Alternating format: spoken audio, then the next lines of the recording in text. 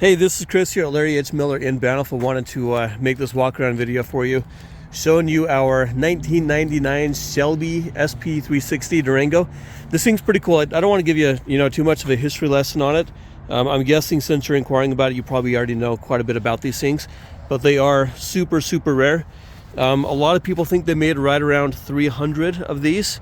I've done some research since we took this one in. I've joined a couple like forums, Shelby Durango forums, that kind of stuff, and a few people seem to think there's less than 200, so closer to like the 175-ish range, but again, nobody really knows the exact number on it.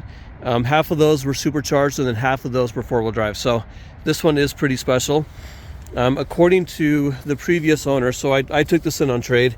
My customer bought it from the original owner. He bought it to pull his Viper with it. He had a matching Viper, same color scheme.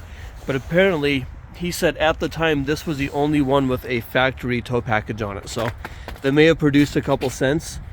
We do believe this, excuse me, this one is a kind of a later one in the build process.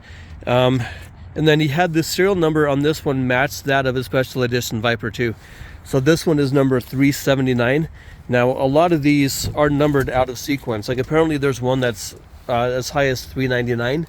But again, they believe they only built, less than 200, maybe 300 max. So I'll show you the good and the bad on this one. It's not perfect. It does need some work. And we are flexible on the price with that as well. So, I mean, if you're willing to pay the 16.2 or 16.5, whatever it's priced online, I'm sure we can work out fixing a lot of the issues.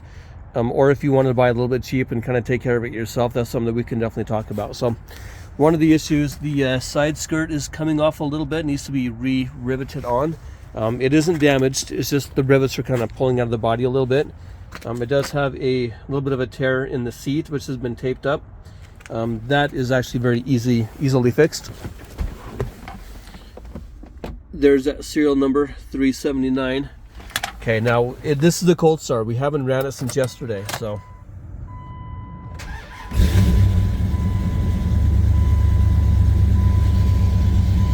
So it does have a check engine light on. We have pulled the codes. It is a misfire due to a injector wire or an injector sensor, something to that effect. We didn't dig into it a whole lot because again, we'd like to sell it the way it is and not have to deal with it, or I guess have to fix it ourselves. But it does have just under 43,000 miles, so super low miles. We have not detailed it. This is exactly how we got it.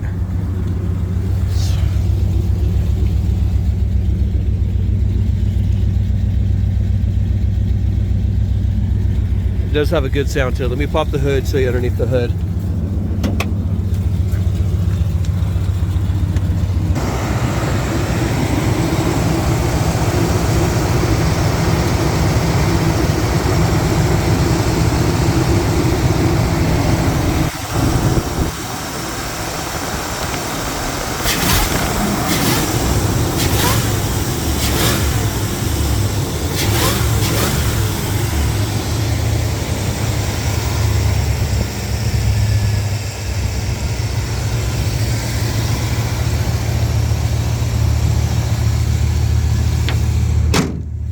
Yeah, just a super cool car. Paint's in really good shape.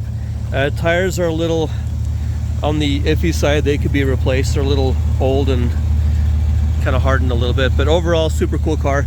Let me know what you think if you have any questions on it, and then we'll go from there. Have a good day. Okay, sorry, one more thing. So the vehicle does start off in first gear when it's cold, but once it warms up, it doesn't seem to want to use first gear, so you're starting off in second. My previous customer, again, the guy that I took it in on trade, seems to think it might be an adjustment within the valve body on the transmission. So shouldn't be too serious of a fix, but that is something I wanted to let you know. Thanks.